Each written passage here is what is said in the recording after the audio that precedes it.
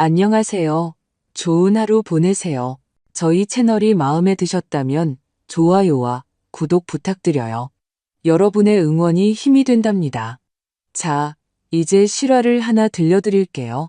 부산행 비행기에 몸을 실으려던 참이었다.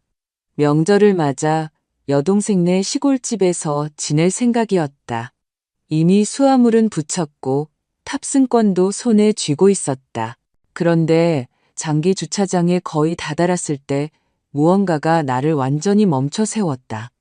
아뿔싸 원본 유언장을 잊은 것이다. 남편 영호 씨의 유언장. 책상 서랍에 넣어둔 사본 말고 진짜 원본 말이다. 나는 차를 돌렸다. 5분 안에 후딱 다녀오리라 생각했다. 하지만 내가 집에서 맞닥뜨린 것은 어떤 엄마도 들어서는 안 될 말이었다. 그것도 자신의 유일한 아들 입에서 말이다. 현관문을 열자마자 문이 나지막이 삐걱거렸다. 나는 아무 말도 부르지 않았다. 집안 공기는 고요했다. 너무나 고요했다. 열쇠가 손바닥에 놓여 있었지만 나는 늘 하던 대로 그릇에 던져넣지 않았다. 가슴속 어딘가가 싸늘하게 식었다. 나는 복도로 발걸음을 옮겼고 구두는 나무 바닥을 스쳤다. 목소리들이 서재에서 들려왔다. 나지막하고 조심스러운 그러나 냉철한 목소리들이었다. 나는 아치형 문 뒤 벽에 등을 기댄 채 숨도 제대로 쉬지 않고 멈춰섰다. 만약 그녀가 증상을 보인다면 저희가 사건을 진행할 수 있습니다. 너무나도 익숙한 민준이의 목소리였다. 어머니는 74세이십니다. 다른 목소리가 대답했다. 적절한 서류 절차만 거치면 인지 능력 저하를 입증하는 것은 어렵지 않습니다. 최 변호사. 그 이름이었다. 영호 씨가 돌아가신 후 민준이가 아버지 유품 정리를 돕는다는 핑계로 데려왔던 변호사였다. 심장이 느리고 무겁게 쿵쿵 울렸다. 그들을 볼 수는 없었지만 그들의 대화가 어떤 방향으로 흘러가는지 느낄 수 있었다. 그들은 성년 후견인에 대해, 즉 나에 대해 이야기하고 있었다. 이미 목록을 작성하기 시작했습니다. 민준이가 이어 말했다. 물건을 둔 곳을 잊거나 같은 이야기를 반복하는 경우가 잦아요. 작년 세금도 거의 손대지 않으셨습니다. 나는 앞으로 나서서 아들의 이름을 소리치고 싶었지만 대신 조심스럽게 뒷걸음질 쳤다. 마루 바닥이 나를 드러내지 않기를 바랐다. 바깥은 오후 햇살이 따뜻했지만 내 안의 모든 것은 차갑게 식어버렸다. 나는 다시 차에 올라앉아 앞유리 너머를 멍하니 바라봤다. 열쇠는 여전히 손에 쥐고 있었다.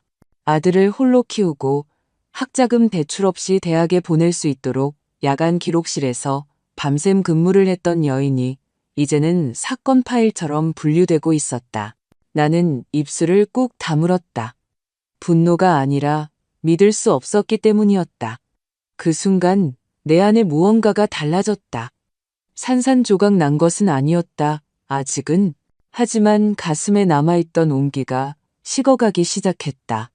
그리고 가장 힘든 점이 무엇인지 아는가? 내가 들은 말이 아니었다. 이미 알고 있던 것을 얼마나 오랫동안 외면했는지 깨달았다는 점이었다. 만약 당신의 자식이 당신의 집에서 낯선 타인으로 변하는 것을 본 적 있다면 내 말을 이해할 것이다. 이날은 내가 더 이상 엄마이기 이전에 전혀 다른 존재가 되기 시작한 날이었다. 나는 공항으로 돌아가지 않았다. 여동생에게 전화도 하지 않았다. 그저 계속 운전했다. 내 손은 운전대를 굳건히 잡고 있었지만 마음은 다른 곳을 헤매고 있었다. 고속도로 진입로를 지나 수십 년 만에 가보는 오래된 골목길을 본능적으로 운전했다. 차를 멈췄을 때 나는 세탁소와 빛바랜 이발소 사이에 자리한 작은 빵집 앞에 주차해 있었다. 차량은 새 것이었지만 열린 문틈으로 흘러나오는 냄새는 정확히 같았다. 계피 향과 고소한 아몬드 향, 갓 구운 빵 냄새. 영호 씨가 살아있을 때, 우리가 작은 아파트에 살던 시절, 민준이가 무릎이 까지고 온통 발명 생각에 빠져있던 어린 소년이었을 때, 매주 일요일마다 비가 오나 눈이 오나 영호 씨가 나를 데려왔던 곳이었다. 나는 안으로 들어갔다. 카운터는 세련되고 매끄러운 새 것으로 바뀌어 있었지만 테이블들은 여전히 제각기 달랐고 각각 작은 꽃병이 놓여 있었다. 나는 커피를 주문하고 창가에 앉았다. 손가락이 컵을 감싸주었다. 따뜻함, 무언가 나를 붙잡아 줄 것. 시선은 길거리로 향했다. 두꺼운 코트를 입은 사람들이 고개를 숙인 채 빠르게 지나갔다. 영호 씨가 이 테이블에 앉아 신문을 읽고 민준이는 설탕 봉지를 탑처럼 쌓아 올리던 때가 떠올랐다. 그는 모든 것에 대해 질문하곤 했다. 다리, 기차, 엘리베이터가 어떻게 작동하는지. 그는 단순한 답을 원하지 않았다. 그는 청사진을 원했다. 그리고 나는 그에게 그것을 주었다. 도서관에서 책을 빌려와 연필로 단락에 동그라미를 쳤다. 그는 부탁하기도 전에 로봇 캠프에 등록시켜 주었다. 그는 적어도 그때는 호기심 많고 건방지지 않았다. 그 어린 소년과 오늘 아침 내가 엿들은 남자 사이 어딘가에서 무언가가 변했다. 밤새 갑자기 변한 것이 아니었다. 주전자를 너무 오래 불 위에 올려두면 김이 조용히 시작되어 쉬익 소리를 내며 방을 가득 채우듯이 나는 그가 영호 씨의 유산 처리를 고집했던 때를 기억했다. 나에게는 너무 벅찬 일이라며 내가 한 번도 들어보지 못한 법무법인으로 우리 가족의 회계사를 교체했던 때, 나에게 묻지도 않고 내 재산세 자동이체를 설정했던 때, 나는 징후들을 보았지만 그에게 선의로 해석했다. 피곤한 엄마의 믿음, 과부의 희망. 이제 모든 것이 제자리를 찾았다. 억지로 맞춰져 있던 퍼즐 조각들이 제자리를 찾는 것처럼 갑자기 그림이 선명해졌다. 나는 커피를 절반만 마신 채 빵집을 나섰다. 쓴맛이 혀에 감돌았다. 커피 때문이 아니라 기억 때문이었다. 바깥 하늘은 회색으로 변해 있었다. 나는 코트 지퍼를 턱까지 올리고 잠시 멈춰섰다. 아직 집으로 돌아갈 준비가 되지 않았다. 두려워서가 아니라 타인이 나를 규정하도록 내버려 두기 전에 나 자신을 기억하기 위해서였다. 그리고 이 고요한 우회는 시작이었다. 도서관 뒤편 주차장은 내가 도착했을 때 거의 비어 있었다. 늦은 오후였고 하늘은 이미 초겨울의 부드러운 회색으로 물들고 있었다. 나는 예전에 내가 일할 때 늘 선택하던 그 자리에 차를 댔다. 근육 기억처럼, 오래된 습관처럼. 잠시 앉아서 뒷문 근처의 큰 참나무 가지들이 바람에 부드럽게 흔들리는 것을 바라봤다. 안은 내가 기억하던 것보다 훨씬 조용했다. 카펫은 교체되었고 대출 데스크는 업그레이드 되었지만 냄새는 같았다. 잉크와 먼지, 오래된 나무 냄새.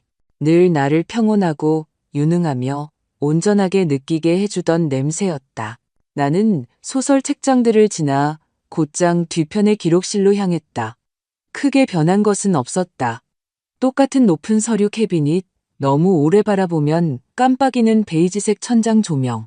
나는 데스크의 젊은 여직원에게 고개를 끄덕이며 남편의 유언장 사본을 열람할 수 있는지 물었다. 그녀는 묻지 않고 클립보드를 내밀며 구석 테이블을 가리켰다. 나는 문제없이 파일을 찾았다. 내 손은 여전히 어디를 찾아야 할지 알고 있었다. 폴더는 두꺼웠는데 유언장 자체 때문이 아니라 영호 씨의 메모들 때문이었다. 그는 늘 모든 것에 주석을 달았다. 여백에는 화살표와 날짜, 그의 짧은 필체로 된 약자들이 빼곡히 적혀 있었다. 그것은 그에게는 당연했고 수년간 나에게도 의미를 갖게 되었다.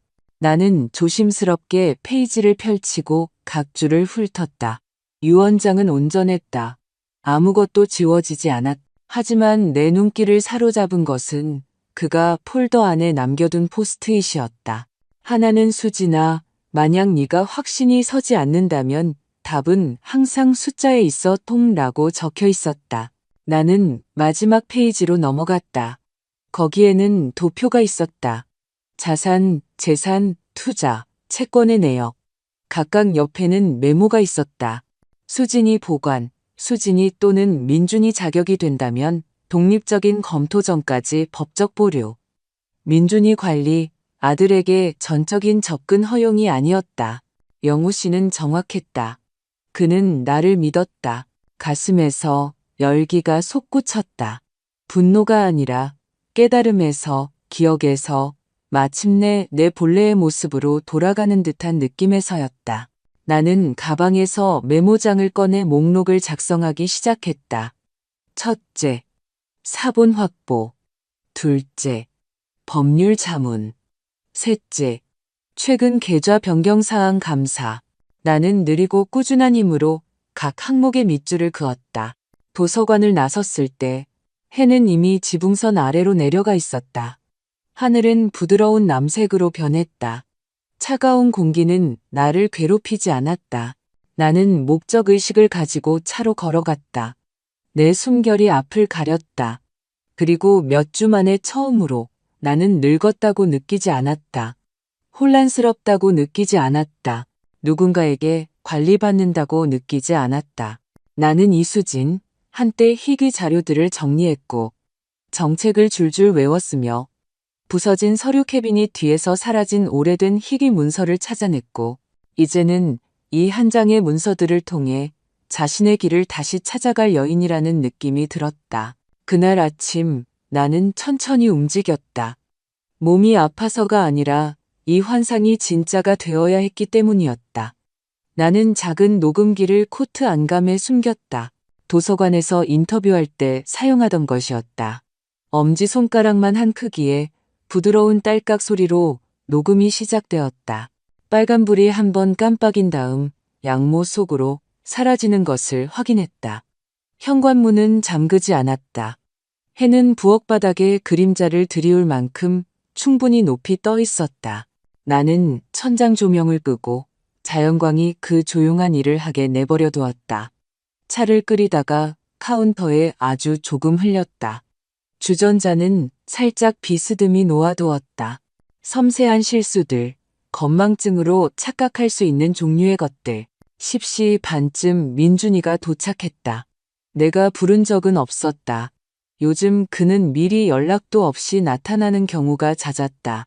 그는 식료품 봉투를 한 손에 들고 무언가를 원할 때 짓는 그 조심스러운 미소를 지으며 들어섰다. 나는 부엌 식탁에 앉아 가운을 입고 있었다. 십자말풀이 절반이 채워져 있었고 뚜껑 없는 팬이 놓여 있었다. 나는 천천히 고개를 들었다. 그는 내 뺨에 입을 맞추고 집이 쌀쌀하다고 말했다. 나는 고개를 끄덕이며 난방을 또 잊었나 보다 하고 말했다. 그는 봉투를 내려놓고 수프 용기와 빵 한 덩이 그리고 크래커 한 통을 꺼냈다. 연극이 시작된 것이다. 그는 잠은 잘 잤는지 물었다. 나는 잘 모르겠다고 말하다가 중간에 화제를 바꿨다. 숟가락을 약간 더듬거리게 했다. 그가 수프를 데워주겠다고 하자 나는 마치 그가 나에게 호의를 베푸는 것처럼 미소를 지으며 좋다고 말했다. 민준이는 부엌을 마치 물품을 조사하는 사람처럼 돌아다녔다. 그의 눈은 달력, 싱크대 옆의 약병, 뜯지 않은 우편물들을 스캔했다. 그는 보험회사에서 온 편지에 대해 언급했다. 나는 아직 뜯어보지 못했다고 말했다. 그는 대신 확인해주겠다고 제안했다. 나는 못 들은 척했다. 점심 식사 후 그는 문틀에 기대어 한참 동안 나를 바라봤다. 그리고 내가 이미 알고 있던 것을 확인시켜주는 말을 했다. 그는 요양원을 알아보았다고 정원과 음악치료, 기억관리 훈련을 받은 직원들이 있는 곳들을 알아보았다고 말했다. 그는 마치 친절한 제안인 양 부드럽게 말했다.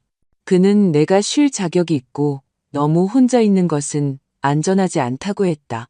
나는 아래를 내려다보며 냅킨 가장자리를 손가락으로 쓸었다. 그러고는 고려해보겠다고 말했다.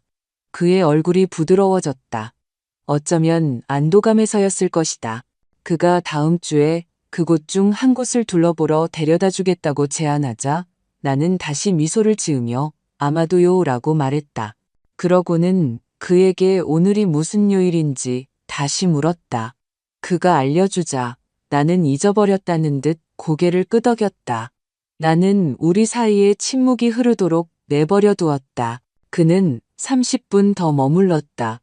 내가 놓쳤을 만한 것을 확인하는 듯 복도를 걸어다니며 세탁실에 깜빡이는 전구에 대해 지적했고 현관 난간이 헐거워 보인다고 말했다.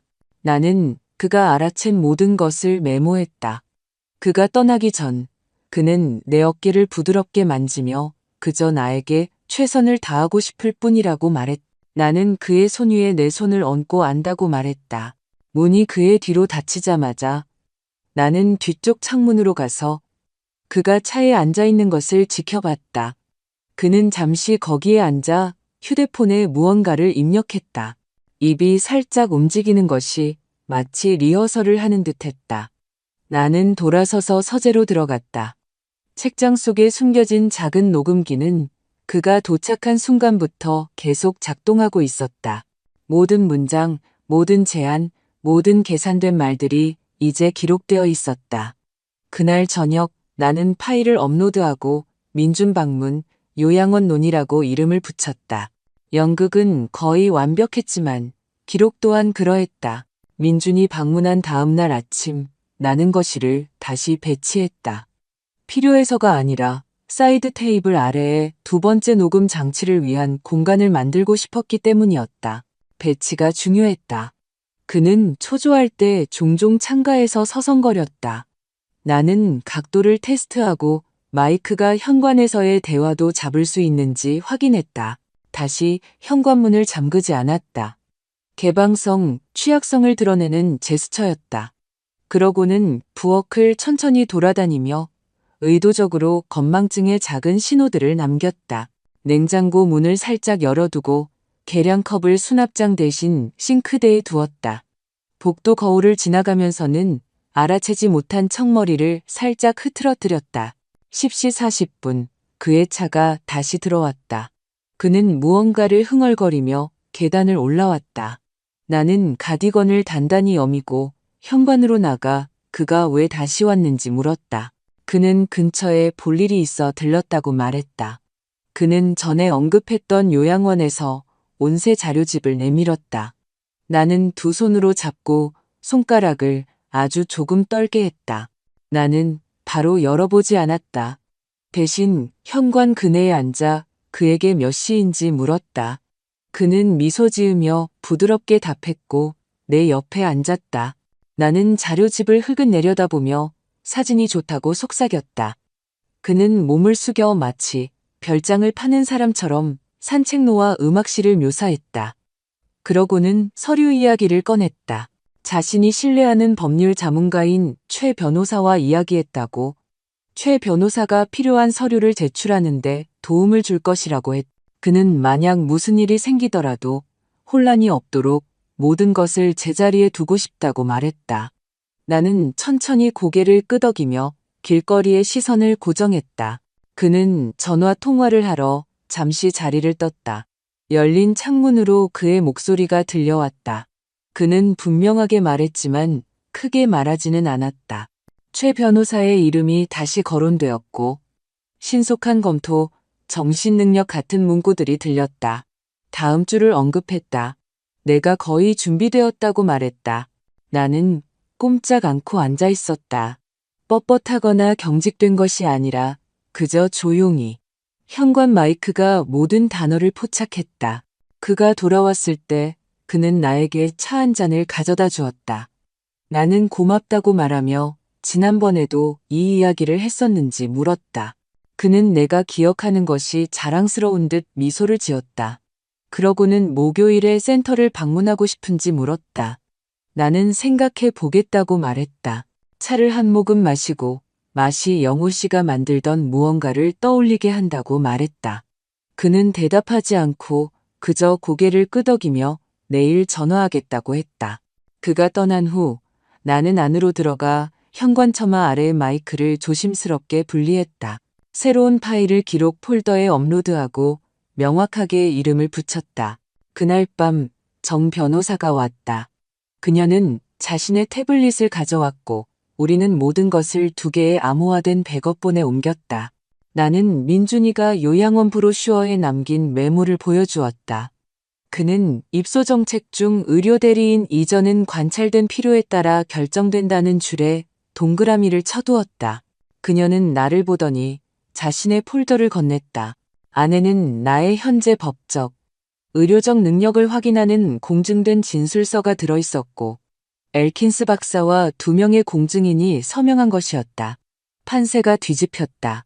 민준이는 자신이 옥죄어 온다고 믿었지만 나는 이미 그의 모든 움직임을 기록하고 있었고 오랜만에 처음으로 나는 그저 살아남는 것이 아니라 드러날 준비를 하고 있다는 느낌이 들었다. 민준이가 마지막으로 방문한 지 사흘 후 정 변호사는 최 변호사 사무실에 공식적인 답변을 제출했다. 봉투는 문서들로 묵직했다. 정신 능력에 대한 진술서, 새로 공증된 위임장, 업데이트된 유언장, 그리고 모든 이전 승인을 무효화하는 서면 통지서, 모든 것이 기록되고 타임스탬프가 찍히고 2부씩 서명되어 있었다. 그것은 선전포고가 아니었다. 그것은 방패였다. 그녀는 이메일로 보내지 않았다. 직접 전달했다.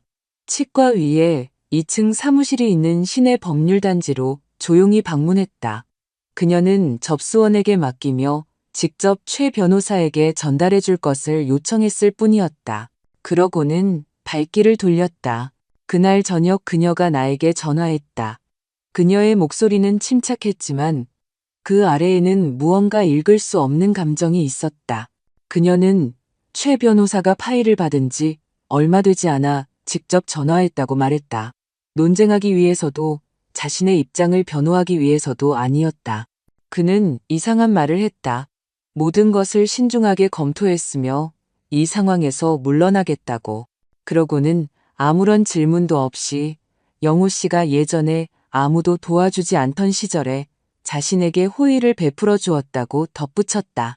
이것은 고백은 아니었지만 민준이가 쌓아올린 벽에 균열을 내기에는 충분했다. 나는 그 전화를 머릿속에서 되뇌며 앉아 있었다. 영호 씨가 옛 상자에 넣어둔 손글씨 메모를 다시 꺼냈다. 마지막 줄을 엄지손가락으로 따라 그렸다. 다음 날 퀵서비스로 편지가 도착했다. 민준이에게서 온 것이 아니었다. 최 변호사에게서 온 것이었다. 단단한 레터헤드에 인쇄된 짧은 메시지였다. 그는 나의 재산과 관련된 어떤 법적 문제에도 더 이상 관여하지 않겠다고 명시했다. 동봉된 것은 지난 6개월 동안 나를 대신하여 제출된 모든 문서의 인쇄 기록이었다. 민준이가 시작했던 것들도 포함되어 있었다. 서류 흔적은 철저했다. 날짜, 디지털 기록, 제한된 초안, 이메일. 나는 오후 내내 각 줄을 읽었다. 민준이와의 대화에서 내가 알아듣던 문구들, 단어 하나하나 반복된 문장들이 있었다. 그가 수프를 먹으며 나에게 말했던 것이 후견인 제안에 첨부된 우려 표명 초안에 나타나 있었다. 심지어 이웃이나 친구들이 기억 문제에 대해 증언할 수 있도록 고안된 미래 진술서 템플릿 페이지도 있었다. 그는 조용히 소송을 준비하고 있었던 것이다. 그리고 이제 나에게는 그의 작전 계획이 있었다. 나는 정 변호사에게 전화했다. 우리는 다음 단계를 합의했다. 그녀는 민준이 쪽에서 더 이상의 법적 움직임이 있을 경우 제출될 간략한 의향서를 준비할 것이었다. 위협이 아닌 경고였다. 나의 권리를 무시하려는 어떠한 시도도 법적 월권 행위이자 노인 착취 및 법적 권리 침해로 간주되어 기록에 남을 것이라는. 그날 밤 나는 최 변호사의 편지를 영호 씨의 메모와 함께 침대 옆 탁자 서랍에 넣었다. 두 남자, 한 명은 나를 조용히 지우려 했고 다른 한 명은 내가 돌아올 길을 찾을 수 있도록 충분한 빛을 남겨주었다. 나는 승리감을 느끼지 않았다. 흔들림 없는 느낌이었다. 마치 마침내 제자릿걸음을 멈추고 맑은 공기로 나온 듯 했다. 집안의 침묵은 더 이상 나를 짓누르지 않았다. 그것은 내 옆에 굳건히 서서 기다리고 있었다. 민준이는 예고 없이 찾아왔다. 차가 들어오는 소리는 듣지 못했지만 정오 직후에 초인종이 울렸다. 나는 천천히 숨을 들이쉬고 서두르지 않고 문으로 걸어갔다. 문을 열자 민준이가 한 손에 종이봉투를, 다른 손에는 작은 슈퍼마켓 튤립 꽃다발을 들고 서 있었다. 그는 저녁 식사 전에 몰래 간식을 먹다 들켰을 때 짓던 그 부드러운 미소를 지었다. 나는 비켜섰고 아무 말 없이 그를 들였다. 튤립은 노란색이었다. 나는 고맙다고 말하고 식탁 위에 있는 오래된 녹색 꽃병에 꽂았다. 그는 집이 얼마나 조용한지 언급하며 평화롭게 느껴진다고 말했다.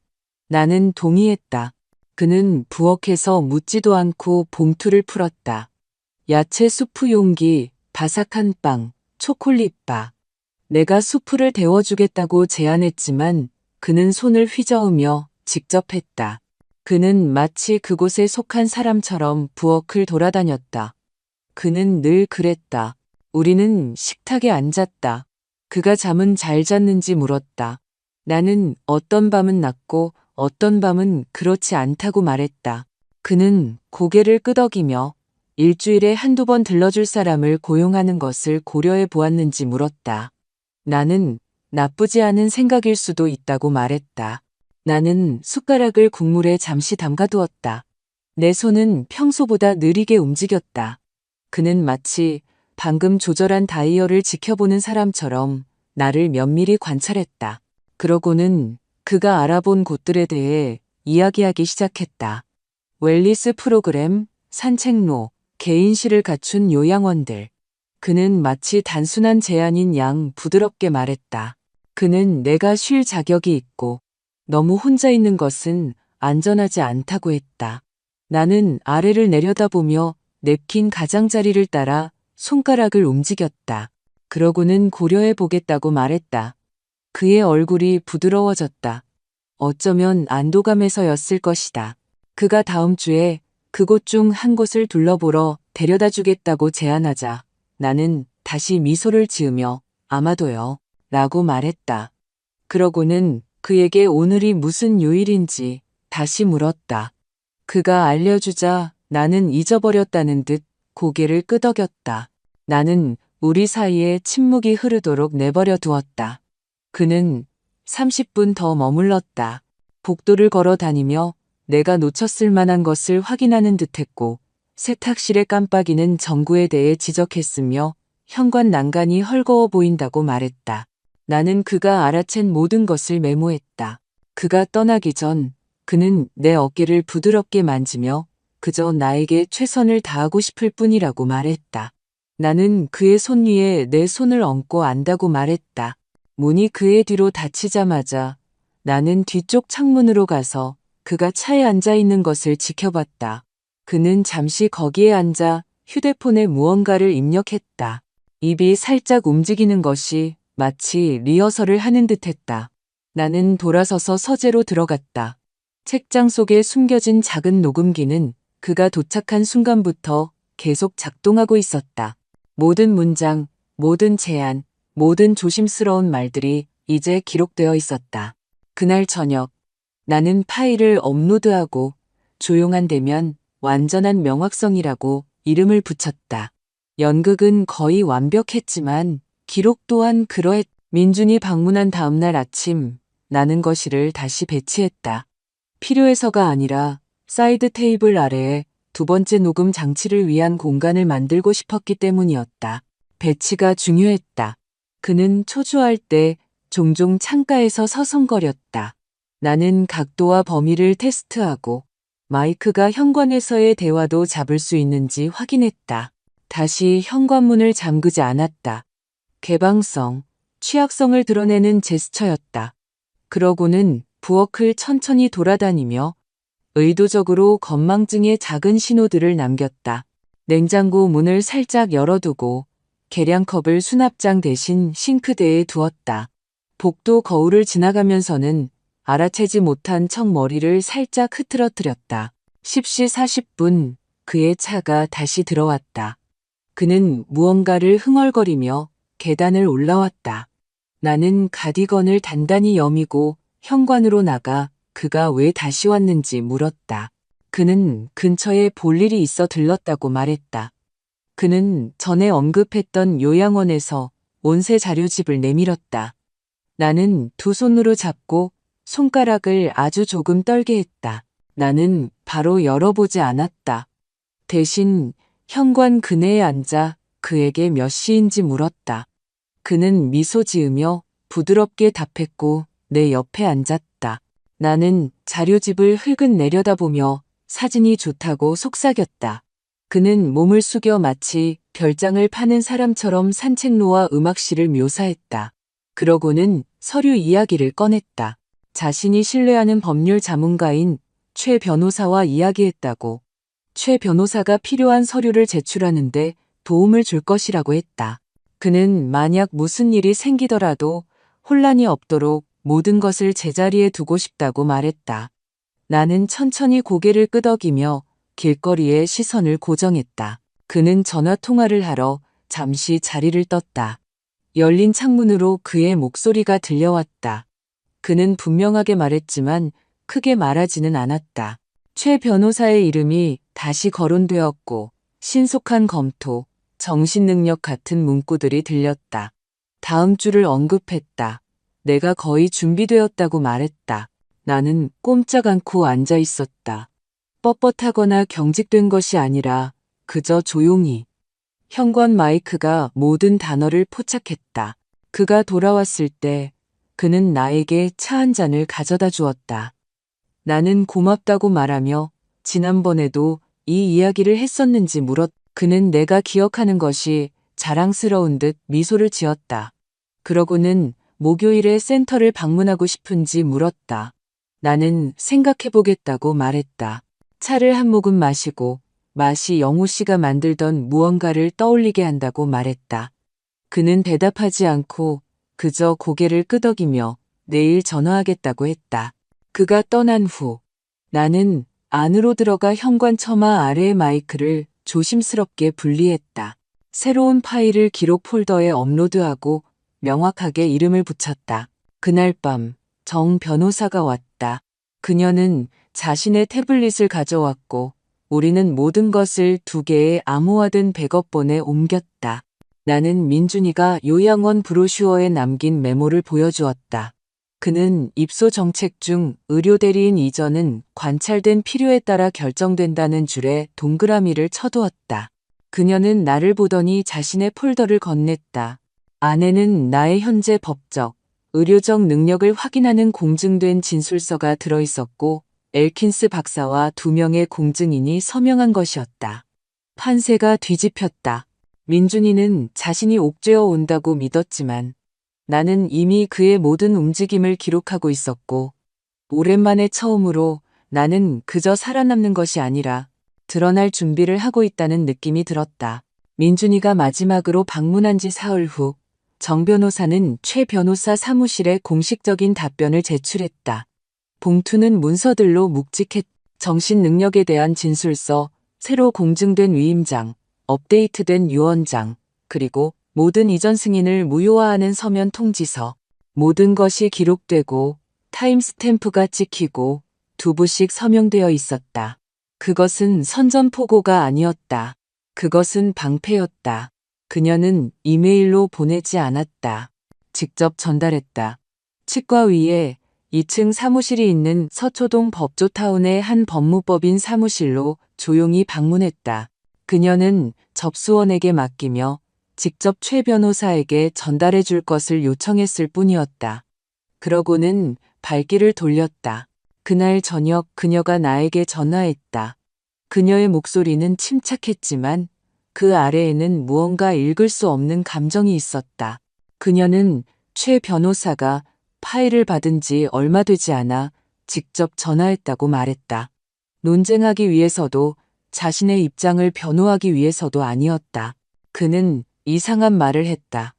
모든 것을 신중하게 검토했으며 이 상황에서 물러나겠다고.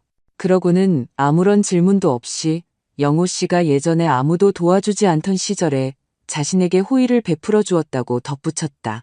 이것은 고백은 아니었지만 민준이가 쌓아 올린 벽에 균열을 내기에는 충분했다. 나는 그 전화를 머릿속에서 되뇌며 앉아 있었다.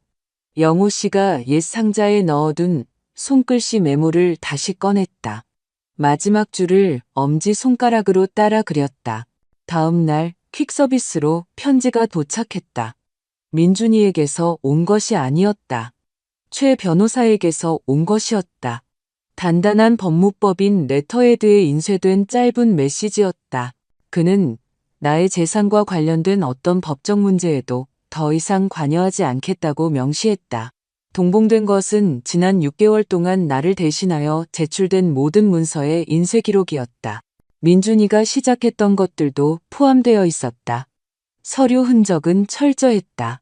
날짜, 디지털 기록, 제한된 초안, 이메일. 나는 오후 내내 각 줄을 읽었다.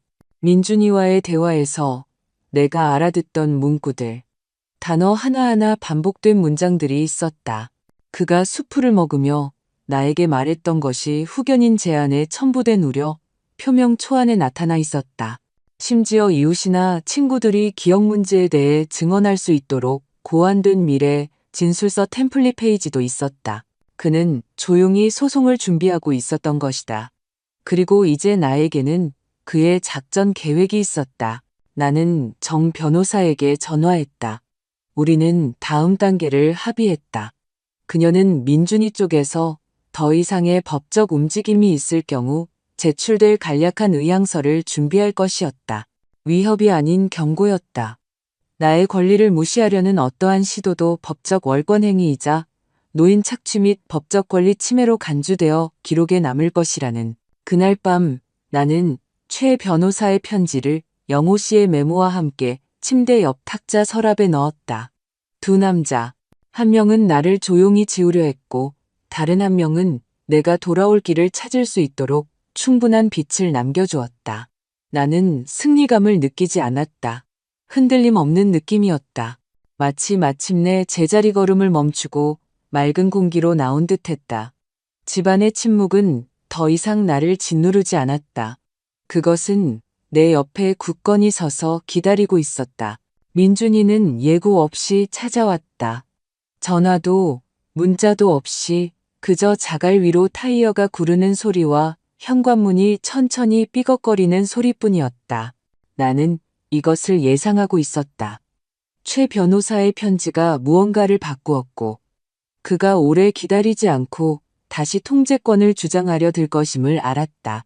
나는 창밖으로 그가 팔에 폴더를 끼고 길을 걸어오는 것을 지켜봤다. 그의 걸음은 침착했지만 어깨는 굳어 있었다. 걱정하는 표정은 여전히 있었지만 이제는 더 얇아져 더 날카로운 무언가 위로 덮여 있었다. 문을 열었을 때 나는 놀란 기색 없이 그저 비켜서며 들어오라고 했다. 그는 나를 따라 부엌으로 들어서며 계피향에 대해 말했다. 나는 스토브에 사과주를 데워 의도적으로 집안의 향을 가득 채웠다. 그는 앉지 않았다. 폴더를 테이블 위에 놓고 무언가를 기다리는 듯 서 있었다. 나는 두 잔을 따랐다. 한 잔을 그에게 건네고 그의 맞은편 자리에 앉았다.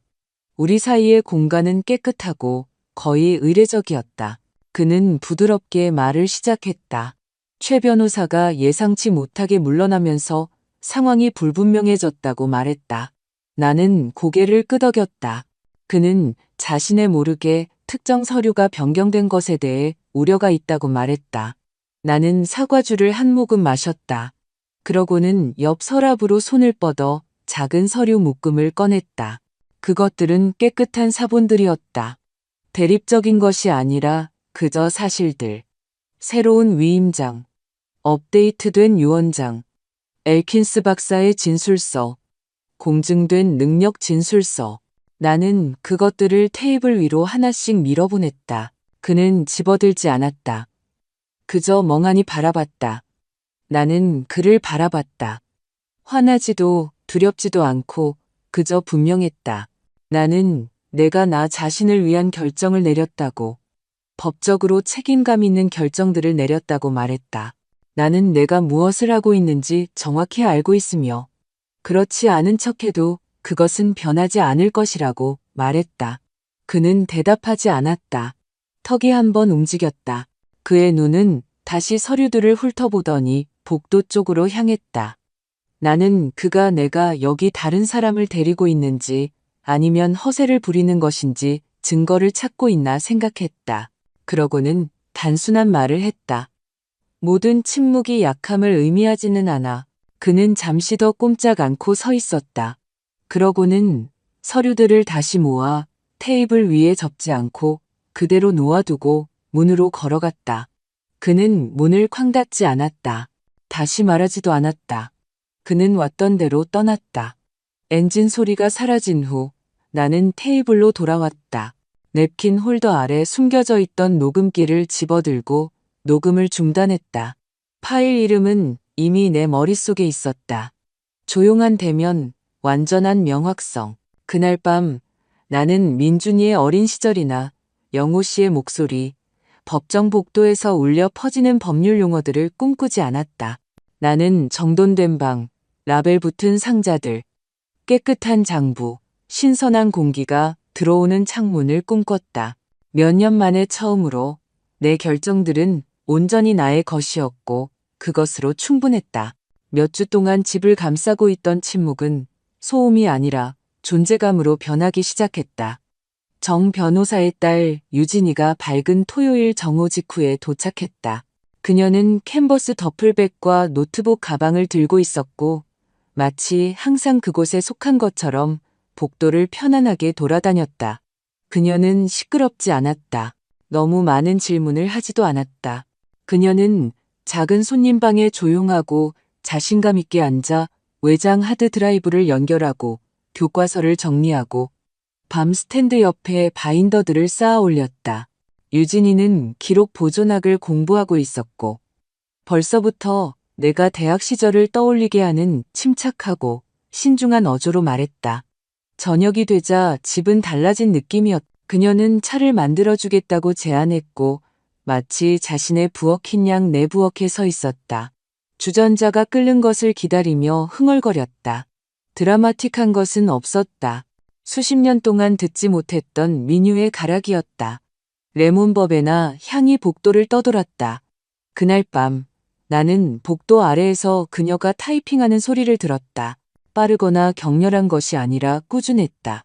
그 소리는 워드 프로세서가 대중화된 후에도 영호 씨가 지하실에 보관했던 그의 낡은 타자기를 떠올리게 했다. 무언가 마음을 다잡게 하는 것이 있었다. 다음 며칠 동안 유진이는 우리 집의 일부가 되었다. 부탁하지 않아도 쓰레기를 비웠다. 내 오래된 사진 앨범에 라벨을 인쇄해 주었다. 내가 도서관에서 일하던 시절 사용했던 공책들을 디지털화해도 되는지 물었다. 그녀는 모든 것을 조심스럽게 다루었고 결코 인상을 주려 애쓰지 않았다. 그저 묵묵히 자신의 일을 할 뿐이었다. 셋째 날, 나는 그녀에게 법률 폴더를 넘겨주었다. 원본이 아니라 모든 것의 깨끗한 사본들이었다. 의료 진술서, 위임장, 수정된 유언장, 그리고 오디오 대본. 그녀는 그것들을 암호화된 드라이브에 저장하고 백업 프로토콜을 추가하고 대학 수준의 보안 클라우드에 업로드했다. 그날 밤 민준이에게서 전화가 왔다. 화면에 그의 이름이 떴지만 나는 그냥 울리게 내버려 두었다. 메시지는 없었다. 잠시 후 유진이가 식탁에 앉아 노트북을 보며 다음날 아침 착오의 상자들을 함께 정리할 것인지 물었다. 나는 좋다고 말했다. 그것은 종이 상자와 테이프보다 더 큰 무언가의 내라고 말하는 느낌이었다.